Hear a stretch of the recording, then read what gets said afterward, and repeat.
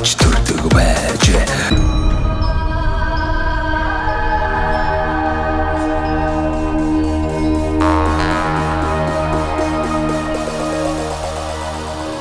Монголчуудаа Монгол эх орныг танилцуулдаг Сумдаа сайхан амьдрын нэвтрүүлэг байна.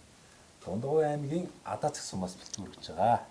Ингээд Адаа цэг сумынхаа ерхий боловсролын сургуулийн үйл ажиллагаатай танилцахаар хүрэлцэн ирсэн байна. Тус сургуулийн захирал даваа жаргалтай уулзж байна. За, та сайхан сургуулаа танилцуулаач тийм ээ. Хэдэн онд танай сургууль байгуулагдав? Ямар сайхан хүүхдүүдтэй сургууль вэ? За баярлалаа. Манай сургууль маань 1959 онд анх 3 гэртээгээр байгуулагдж байсан.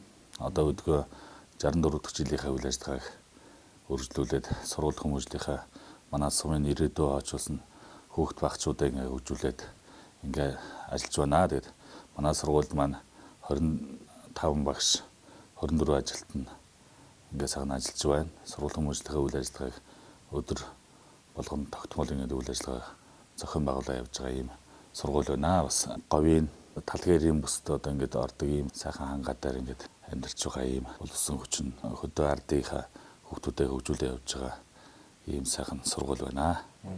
За энэ одоо хичээлийн үйл ажиллагаа явуулж байгаа энэ сургууль маань хэдэн онд баригдсан сургууль вэ? Орчин нөхцөл ямар хөө байна? Би бас өглөө дороо нисгэж харсан сургуулийн гаднаас бол одоо их л сайхан гадна талын өнгө үзэм сайтай сайхан харагдаж байна. Ашиглалт нь юу нь ямар хөө байна тийм ээ? За манай сургууль бас нэлээдгүй одоо Оросын школоор ерөнхийдөө баригдсан сургууль. Тэгээ одоо бид хэд хөөсөлтөө бас энэ 4 жилдээ орон нутгийн сангаараа сургуулийн гадна фасад гээд фасадлаад бас орчин үеийн сургууль болох гээд ингээ хөөсөлж байгаа. Тэгээ бас гадна одоо ажил маань эхэлсэн байгаа. Гадна фасадын үйл ажиллагаа маань ерөнхийдөө нэг 12 оны дараа хүлээлгээд өгөх иймэрхүү үйл ажиллагаатай явж байгаа. Компаниудад авцсан одоо та одоо харсан байх ажил бол өрнөө явж байгаа. Ийм сайхан үйл ажиллагаатай байгаа. Сургуулийн маань анги дүүргэлт юу нь ямар хөө байдаг вэ тийм ээ? Ер нь хотын сургуулиуд одоо 50-60 хүүхэдтэй гэж одоо яваад байгаа шүү дээ ер нь. Тэгээ маш олон бүлгүүд байдаг одоо бараг аагаас бараг яа хүртэл бүлэг үүсчих гээд шүү дээ. Ёо ЖЗ гэж одоо явж байгаа шүү дээ. А сумын сургуулийн хувьд гэх юм бол анги дүүргэлтийн хувьд ямар байна? Ер нь ангиуд маань бас хэд хүртэл те бүлэгтэй байна. За манай сургууль 9 жилдээ. Тэгээд 1-5 хүртэл 10 бүлэгтэй хичээлж байгаа. 6-аас 9 хүртэл 7 бүлэгтэй ингээд нийтдээ нэг 17 бүлэг бол ерөнхийдөө хичээлдэг. 1А гэхэд одоо хэдэн бүлэг вэ? Тэгээ 1А гэхэд одоо 2 бүлэг гэсэн үг. 1А Б. Тэгээ А Б, 2А Б гэж байхгүй. За анги дүүргэлт маань болохоор анги дүүргэлт бол ерөнхийдөө нэг 15-аас 25 хүүхдийн хооронд ерөнхийдөө хичээлж байгаа. Тэгэхээр одоо сумын сургуулийн багш нар бол хүүхэд тус бүртэйгээ тулж ажиллах бүрэн боломжтой тийм. Ер нь одоо боловсролын салбарт ажиллаж байгаа багш нар бол ерөнхийдөө сум орон нутгад ингээд ажиллаж байгаа багш нар бол хүртээмжүүл сайтай гэсэн үг. Яг нэг хүүхдүүдэд тулж харьцах ерөнхийдөө хотын сургууль бол 45 хүүхэдтэй харьцах байсан бол хөдөө орон нутгийн хүүхд бол 25 өдөр нутагт бол 25 хүүхэдтэй ажиллана гэсэн. Тийм болохоор нэг чанарын өндөр төвшөнд бол ерөнхийдөө ажиллаж болно л гэсэн иймэрхүү зарчимд байдаг. Тийм боллоо тийм. Яг одоо хуучин бол ер нь аав ээжүүд маань аймагч гэдэг юм уу Улаанбаатар хотын нийслэлийн сургуульд хүүхдээ сурах юм бол илүү хөгжчих юм байна гэж тийм ойлголттой байсан шүү дээ. Тэр ч утгаараа ер нь маш олон хүмүүс аймгийн сургууль болон нийслэлийн сургуулиудад боломжоор хүүхдээ өгчээсэн баг. Гэтэл энэ хандлага маань одоо эсвэргээрээ болчихлоо л та. Жишээлбэл би одоо саяхны хүртэл хотод амьдарч ирсэн. Тэгээ би чинь яг сургуулийн насны 5 хүүхэдтэй. Ер нь 7 хүүхэдтэй л дээ. Цэцлэгийн насны 2 хүүхэдтэй. Сургуулийн насны 5 хүүхэдтэй. Тэгэл нөгөө хэдийгээ хичээл сургуульд зөөж өгөх гэж бас нэлээд болж төвжил донд яа горхон минь. Тэгэл нэг ээлж нь авч л нөгөө ээлж нь тарна тэгэл. Тэгэж шүү. Тэгэл ангиар нь шагаахаар чи хэдэн хүүхэдтэй 50 хэдэн хүүхэдтэй энэ төр гэл тэгэхээр чи бас чанга тэгэл нэг агааржуултаас ихсүүлээл те. Тэгээ бид нар ч нэг хотын өглөө оройд ингээл төгжирсээр л баг өдрийн 5-6 цаг заримдаа тэрнээс ч их цаг төгжрөн штэ. Тэгэл орой төгжирсээр байгаа л гэртээ оронгууд чи нөгөө өөр хүүхдийн сурлага те юу болж байгааг хянах боломжгүй бараг ороод ирэхэд л унтчихийдэг. Тэгэл өглөө нөгөө хүүхдүүд мэн тэгэл те ингээд нэг ийм нэг болцоод байдаг. Тэгээд яг нэг нүг ярихад одоо манай 5 хүүхд бас сурлага хэцүү байхгүй. Гэтэл ингээл янз бүрийн Ээшин шалгалтын дүнг харж идэл одоо орон нутгийн хүүхдүүдийн голч оноо энэ төр бол ингээд их өндөр байх чинь тий. За тэгээд дээрэс нь нөгөө сум дээр ажиллаж байгаа аав ээж нарын хувьд гэх юм бол одоо ажил тарлаа. Эсвэл одоо мал хуугаа сумын иргэн тойронд ногоо цагаа тарьдаг бол ингээд гэр ажлын хооронд бол ерөөсө төгжрлгээд байгаа юм байхгүй. Ингээ орой сайхан өрөвтэйгээ уулзсан халуун ам бүлээрээ цагийг өнгөрүүлнэ. Дээрэс нь хүүхдээ бас тий хүүхдээ бас хянах боломж үүсчихэж байгаа байхгүй. Тэгэхээр ер нь одоо суманд сурж байгаа хүүхдийн сурлагын чанар бол өндөр юм шиг санагдаад байна. Тийм ч учраас би одоо Төв аймгийн 100 мод сум руу сая энэ сум нүүлээ. Тэгээд тэнд одоо хүүхдүүд маань маш сайхан сэтгэл хангалуун байна. Тэгээд Төв аймгийн төвч одоо спорт сургууль сайн ашиглалтанд орлоо. Тэгээд хотод бол хүүхдүүд маань юу секс дугуулна хамаагүй. Нөгөөс сургуультай нэг хоцрон байж нэг орж гарна. Тэгээд нэг аав ээж нь бас ингэ хэн чаддгүй нэг ийм амьдралын юм аяас болоод хүүхдүүд маань нэлээд сурлага болоод муутсан тэгээд хөгжих боломжийг хомигдсан байсан. Гэтэл одоо Төв аймгийн сургууль ингээ өгснөөрөө те анги дүргэлтийн үед бас ингээд нэг 30 орчим хүүхдтэй. Тэгээ багш нь сайхан тулаад ажиллаж байна. Тэгээд одоо тэр чинь зөвхөн нэг ээлж хэрэгжүүлж байгаа учраас өдрийн цагаар нь одоо нэг таквондо майкондо дуртай секс дугууланд яваад их одоо жаргалтай байна шүү дээ. Би хүүхдүүдээс асууж байгаа. За ямар вэ? Хотод байснаас энэ суманд байх ямар вэ? Одоо аймагт байх ямар вэ гэсэн хүүхдүүд бүгдээр их баяртай гоё. Тэгээ аавда баярлаа. Та яаж одоо энэ бас аймаг сум руу ингэж нүүж ирвэ те? Бидний одоо жаргалтай байна. Одоо утаа унаар үнэртэхгүй машин тэрийг тоос ингээд замын хажуугаар тийж хотын сургуульд явж байхдаа ингээд замын хажуугаар тоос бүргээл те машин тэрийг дайрчих галстай. Бас л их эрсдэл тунд байсан хүмүүс чинь ингээд налаагаад нэг гоё ирүү цэнгийг агаарт ингээд машин тэрэгний айцсгүй те гоё ингээд өдрийн цагаар секс дугууланд яваад ирэхээр хүүхдүүд хүртэл нүдэн сэргээд аяга гоё болж байна л те. Тэр ялгааг л одоо телевиз үзэгч бас ялангуяа нийслэл хот амьдарч байгаа залуучуудаа бас нэг ойлгуулад болж өгвөл бас энэ завшааныг ажил уриалах гэдэг юм л те.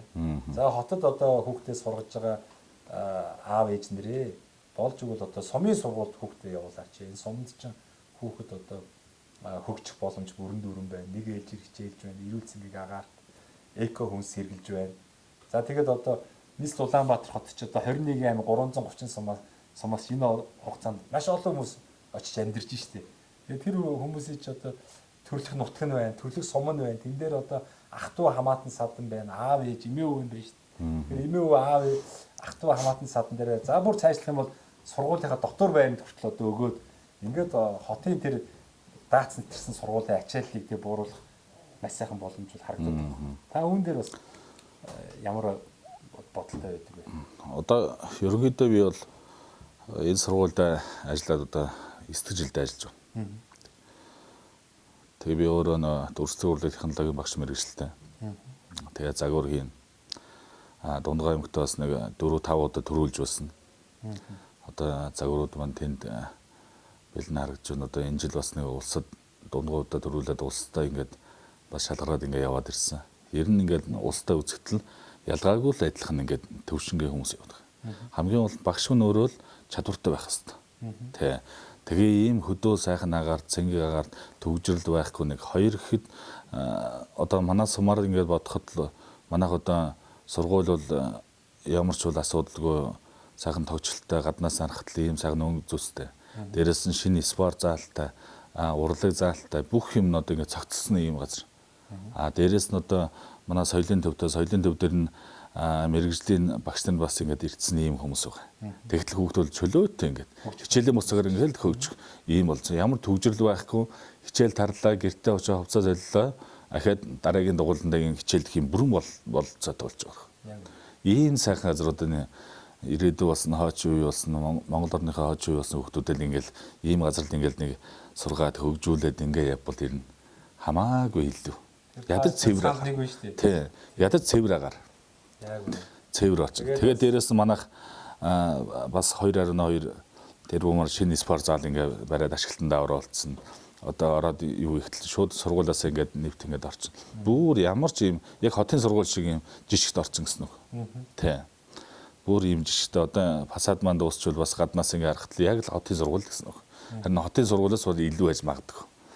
Ийм сайхан жижиг болцсон ийм сургуульд одоо хүүхдүүдээ ингээд хөгжүүлээд ингээд бол хооч үе маань цаана эрүүл хөгжин байвал гэсэн үг л дээ. Тэгээд одоо манай нэвтрүүлгийг үзээд Дундговь аймгийн Адаацэг сумын ерхий боловсролын сургууль руу одоо хүүхдээ өгөх маш олон аав ээж нар одоо бодох бах тий. Тэгээд энэ Адаацэг сумын одоо гаралтай 10 жилийн өмнө хот орсон, 20 жилийн өмнө хот орсон одоо Адаацэг сумын уугуул хүмүүс бол үзэж байгаа бах тий. Тэгээд ах トゥ энэ аав юу эмээ өвний нутагт бай. Бас энэ сайхан нэг үе бодвол энэ дотуур байр гэдэг одоо сайхан зүйл байна тий. Тэгэхээр энэ боломжийг ашиглаад эрүүл цэнгийг агаарт үр хөвгтөө сурах юм бол одоо тий төрлөкс одоо аав ээжийнхаа төрж өссөн суманд одоо үр хөвгт нэрээ сурахад яагаад болохгүй гэж тий. Энд чинь сайхан энэ чинь эмээ өдөр ирээл амьдрчин нэг бол тий. Ийм боломжууд байшгүй манайхан бас нэг юмыг олон талаас нь хэдүүлээ харж аль одоо тий зөв боломжтой хувилбарыг хэдүүлээ сонгож амьдралаа одоо цааш нь явуулахгүй бол одоо алийн болгон гээл би одоо Улаанбаатарт ажиллахаас өөр аргагүй гээл тэнд тийм ээ гүрийгээл тэр айхтар стресс бохирдол тэр төгжрөл донд үр хөвгтэй ингээл одоо яана гэсэн ирнэл ингээл ажилдаа баригдал тий хотын сургуульд өгж байгаагаар одоо энэ сайхан 330 суманд бол одоо сургуулиуд маань нэг үе одоо хот хөдөөгийн ялгаа арилсан байна. Одоо сайхан боловсон хүчингүүд ирж ажиллаж байна. Энэ эрүүл цэнгийг агаарт одоо энэ эко сайхан сүү цагаа идэг хэрэглээд ингүүл одоо өөр хөвгт хэрэгтэй юм дээ. Тэгэхгүй одоо сэтгэл хэмзэглэж байна. Энэ сүүлийн хорт хавдраараа бид нар чинь дэлхийд тэргүүлчлээ. Одоо энэ хотын амьдрал бол арт түмнийг Монголын хүн амын одоо 70-80% бол одоо ер нь эвгүй байдалд оруулж шүү дээ. Одоо тэгээд энэ одоо зүйл маань магадгүй дахиад 10-20 жилийн дараа ямраар одоо тэг хүмүүс хүн ардын одоо ген сайжлах юм бол одоо удмын санд нь бас яаж нөлөөлөхийг бол таашгүй шүү дээ. Тэр хотын тэр маш их одоо хөрсний бохирдлууд бүр аимшиг юм болцсон. Агаарын бохирдлыг бол одоо дэлхийд бас тэргүүлж штэ бохирдлоор. Тэгэхээр бид нар энийг ерөөсөө энэ бол тоглоом биш. Энэ нөхөр одоо юу яриад байна гэж зарим хүмүүс бодож магадгүй юм. Энэ бол ингээ хар ухаанаар ботсон ч гэсэн шинжлэх ухаанчаар ботсон ч гэсэн яг л ийм байдал бид нар хүрчээ тий. Тэгэхээр бид нар ер нь цаашлах юм бол энэ Монгол улсынхаа ирээдүг бодох юм бол энэ хөдөө орон нутгаа хөгжүүлэх ёстой юм байна. Бодлогоор одоо тий хот хөдөөгийн ялгааг арилгах ёстой юм байна. Сайн чанарын автозамаар 21 аймаг 330 сумаа яаралтай холбох юм байна. Хөгжил гээл нэг өндөр байшин шамбаарлуулж барихыг хөгжил гэж хэлэхгүй юм байна. Хүнээ хөгжүүлэх ёстой юм байна. Ирээдүгөө бид нар үр хөвгтөө бодох ёстой юм байна. Тэгээ хүүхдээ боддог улс орн бол одоо хөгжилтэй байдаг тийм ирээдүйн хөгжилтэй байдаг. Тэр монголчууд бол уг нь үр хөвгтүүдэд хайртай л арт түмэн баймаар юм. Энэ бол яг миний хувийн үзэл бодол шүү дээ. Бас энэ завшааныг ашиглаад одоо аль болохоор нэг соён гэгэрүүлчих гээд үзээд байгаа байхгүй залуучдынхаа. Зүг биз дээ. Ер нь ерөнхийдөө сум орнууд руу одоо залуу болсон хүчингүүд одоо ирэх юм бол сум хөгжих юм бол аймаг хөгжнө, аймаг хөгжих юм бол нийслэл төржигтэй улс орнороо хөгжинэ гэсэн юм. Улсын өрс сумаас эхлэнэ гэдэг ийм том үндсэлтэй. Тэгээ одоо манай сум бас энэ жил нэлээдгүй бүтээн байгуулалт явагдаж байгаа. Бас шинэ хороол баригдаж байгаа. Дээрээс нь шинэ бүтээн байгуулалтад нэлээдгүй ингээд баригдсан. Тийм болохоор одоо энэ хөгжөө цааш хүмүүс эндээс сурчаад эхлэх юм бол энэ сум орон нутг маань жаан тэлээд эхлэх юм бол ахаад нэлээдгүй нэг сургууль биш хоёр сургууль баригдана. 2 нь 3 болно. Ингээд өргөж тэлээд тэгээд одоо улсын хөгжилтөд одоо нэлээдгүй том бүтээн байгуулалт гарч ирнэ гэсэн үг. Эндээс харин улсаа хөгжүүлэх хүүхдүүд маань гарч ирнэ гэсэн үг л дээ. Эрүүл цэвэр агаараас тэгээ бохир агаараас биш эрүүл харин тиймэрхүү юм бол ерөнхийдөө нэг цогцлоо гэсэн үг тий. Чинь жоохон өдөржингөө байгуулга ингээл айл амтнараас орой олгож байгаа ингээд манаад юм аа уучлаарай. Зүгээр. Яг үнэ тий. Тэгээд тиймэрхүү саруулах ойршин тий. Сайхан байна. Тиймэрхүү бүтээн байгуулалтууд нэлээдгүй хийгдэх юм тэгээл улс орны хөгжинэ. Гэсэн хамгийн том үндэс. Хамгийн гол нөгөө хүмүүс өөрсдөө эрүүл байх хэвээр нэг хоёр ихэд хүмүүс бүгдээрээ мэдлэг чадвартай байх хэвээр. Тэгжээс л улс орн авч байна гэсэн үг. Тийм болохоор манай сум бол сүүлийн 4 жилдэр нэлээдгүй бүтээн байгуулалт бол их хийгдсэн. Түүнээсээ одоо ингээд цаашаач хүмүүс нэг урам ер нь бүтээн байгуулалт хийгдэх тусам хүмүүс нэг урам авдаг юм байна. Цаашдаа амьдрал барагддаг. Харин тэгж харагддаг юм. Бүтээн байгуулалт хийгдэхгүй бол зүгээр ингээл байгаа л гэдэг юм байна. Урсгалаараа. Одоо хүмүүс нь явж алга болоо сум орнууд тэгдэг юм байна. Тэгэхээр энэ Тийм хоосон ор нутгийг удирдах байгаа бас удирдлагуудаас их юм хамаарч байна. Тий, удирдлагуудаас одоо алийн болгон бид нар одоо нам засаг гэж одоо бие бинийгаа тооцох тий. Ялангуяа орон нутагт сум дээр бол одоо бие бинийгаа л мэдчихэж байгаа шүү дээ. Одоо нөгөө тэр бараг л хамаатан шахуул усууд амьдарч байгаа учраас аль болохоор нэг ус төрчихгүй юм шиг энэ бас юм хийдэг хүмүүсээ сайхан бодлоор дэмжиж ингээд явах юм бол сум орон нутг маань хөгжих юм бол тэг яг тэ би ч бас урлагийн хүн шүү дээ 20 жил одоо take off гэж хамтлагтайгаа дууллаа. Тэгээд нөгөө ажлын онцлог гэх юм уу гадаад болоод ажиллаж амьдарч байгаа монголчуудтайгаа ингээд тоглолтоор ингээд явна. Ингээд ухаан улс орны хөгжлийг харна, анзаарна, хүмүүс нь яаж амьдраад байна те. Инхээр чинь одоо шилбэл бид нар англи тоглолтоор явж байгаа. Тэгээ англи тоглолтоор очиход Лондон Мондон яг ингээд төв дээр нь бол яг цэвэр тэр англичууд чинь баг байдаг юм л шүү. Бүгдээр хөдөө гараа. Бүгдээр газар хийцэн болцсон. Том том шилтгэн кэсл барьцсан, эдлэн газартаа ингээд адуу малнаа ингэсэн гоё амьдарч байгаа юм. Гэтэл Монгол сэтгүүн шал өөр бүгдээрээ л айлхаар төв рүү явчих гэдэг. Гэтэл одоо хамгийн гоё эрүүл цэнгийг агаар байгаль энэ эдлэн газрын эзэн болно гэдэг чинь орон нутагт байгаа юм. Хотод бид нар эзэс гэж амьдарч байгаа юм шүү. Тэр энэ барууны ертөнц чинь хөгжсөн ертөнц аль үшээ энийг ойлгоод хотоо орхиод хотоосоо зайдуу эрүүл цэнгийг агаард өөрийн эдлэн газрын эзэн болоод амьдраад байна. Гадны тэр хөгжсөн сууч. Монгол болохоор одоо заавал одоо нөгөө тэр бүх юм туулах хэрэгтэй юм шиг л хотын төв рүүгээ нийслэл Улаанбаатарт байгаа ингээд хүмүүс нь шаваад байдаг бол энэ бол бас их яг тэ энэ үе бид нар одоо үзчлээ. Одоо эргээд бид нар одоо хөгжсөн орнууд шиг хөдөө орн нутгаа тэлж юу.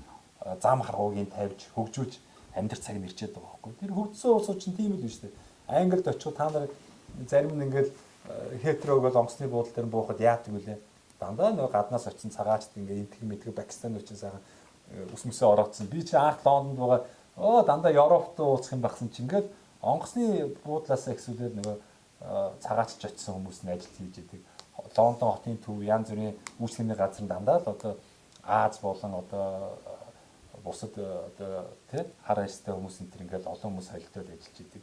Яг нөгөө англичууд нь Лондонд яг ирж ажилладаг л баг. Бус нь бол ингээд нөгөө зам сайхан болохоор шин тий ингээд 30 км, 50 км, 100 км, 200 км-ийн зам өөрөх эдлэн газартаа ингээд жаргаа сууж байгаа байхгүй. Тэгэхээр Монгол бас энэ хандлагаа өөрчлөх ёстой. Хотыг задлах ёстой. Төр засгийн бодлогын засгийн үн лугаа чиглэх ёстой. Тэгээд бас нэг уриалгыг дэвшүүлээд байгаа. Сумын сургууль хүүхдүүдээ сургадаг болцгоо. Өөрийнхөө өвөг дээд заав ээж өөрийн төрж өссөн нутаг ус руугаа хүүхдүүдээ хичээлд нь явуулдаг болцгоо. За дараагийн нэг уриалга нь 21 аймгаа дархан шиг юм 4 игнэ замаар одоо тавих ёстой.